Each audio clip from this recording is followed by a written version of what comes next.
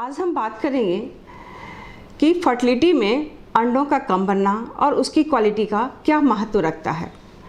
तो सबसे पहले हम ये बताना चाहेंगे कि जब भी एक नए शुरुआत होती है तो उसमें स्पर्म और oocytes दोनों की बराबर की भागीदारी होती है।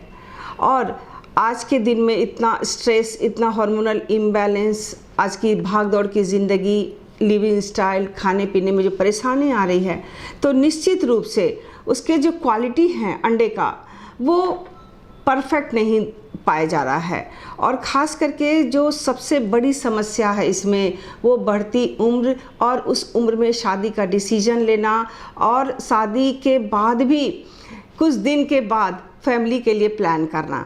तो एज बहुत बड़ा फैक्टर होता है और साथ ही साथ आज के लाइफ स्टाइल। तो हम बात करेंगे कि क्या क्वालिटी ऑफ एग्स या नंबर ऑफ एग्स में जो चेंजेस आता है उसके लिए फिर उपाय क्या है और उसमें फिर माँ बनना और उसमें कोई तरह की समस्या तो नहीं आएगी। तो सबसे पहले हम लोग जो भी दंपति हमारे पास आते हैं, हम सारी जांच की प्रक्रिया के थ्रू उसे हम देखभाल करते हैं कि क्या मेरे पेशेंट आईवीएफ के लिए पूरी तरह फिट हैं या नहीं।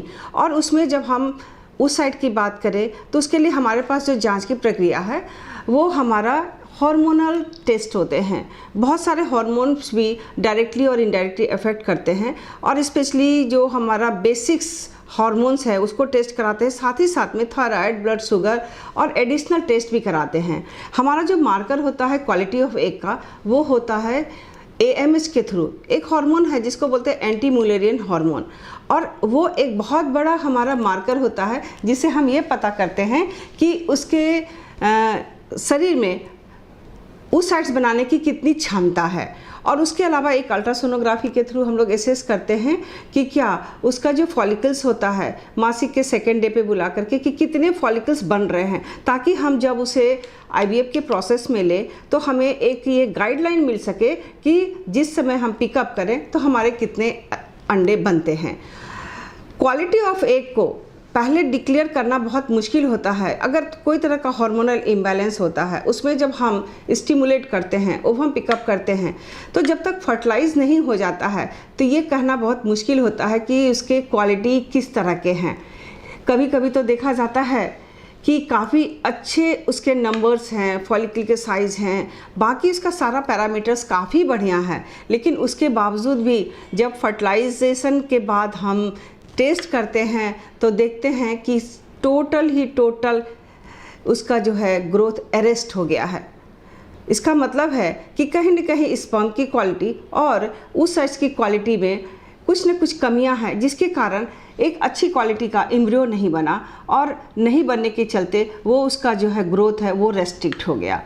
तो इसके इलाज के लिए हमें जांच के द्वारा पता करना, साथ ही साथ उसके जो एडिशनल मेडिसिन्स हैं और उसका लाइफस्टाइल मॉडिफिकेशन है, ये सारी चीज़ें काफ़ी काउंट करता है।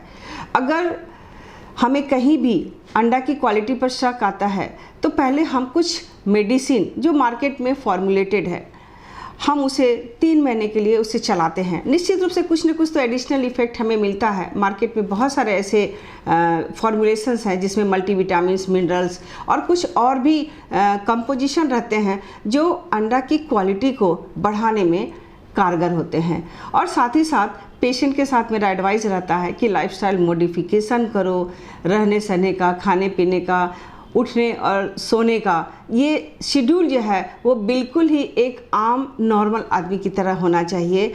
उसके बाद हमारा हार्मोन जो है वो टोटली बैलेंस होगा और उसके बाद जो ओव्यूलेशन होगा वो गुड क्वालिटी का होगा।